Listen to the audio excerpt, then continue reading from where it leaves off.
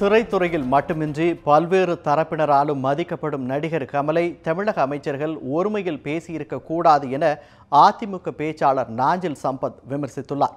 இது தொடர்பாக அவர் தெரிவித்த கருத்தை தற்போது பார்க்கலாம். அதை விசாரிப்பதற்கு ஏதுவாக இருக்கும் என்ற எல்லைக்குள் நின்று அமைச்சர்கள் பதில் சொல்லியிருக்க வேண்டும். ஆனால் வன்கொடுமை சட்டத்தில் கைது செய்வோம் அப்படி என்றெல்லாம் கொஞ்சம் எல்லை தாண்டி அமைச்சர்கள் பேசுவதாகவே நான் உணர்கிறேன். ஒருமையில் கூட கமலஹாசனை பேசுகிறார்கள்.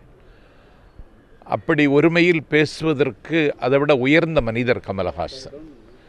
தமிழ் திரை உலகத்திற்கு நாளைக்கு ஒரு உலக அங்கீகாரம் கிடைக்குமானால் அதை வாங்கி தருகிற கலைஞனாக கமலஹாசன் தான் இருப்பார்.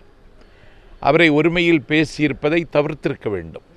அதே நேரத்தில் இந்த மாதிரி சர்ச்சைகளில் கமலஹாசன் ஏன் சிக்கிக்கொள்ள வேண்டும்? அவருடைய கலைப்பயணம் தொடர வேண்டுமே தவிர இந்த மாதிரி விவகாரங்களில் அவர் மூக்கை நீட்டுவது அவருக்கும் நல்லதல்ல.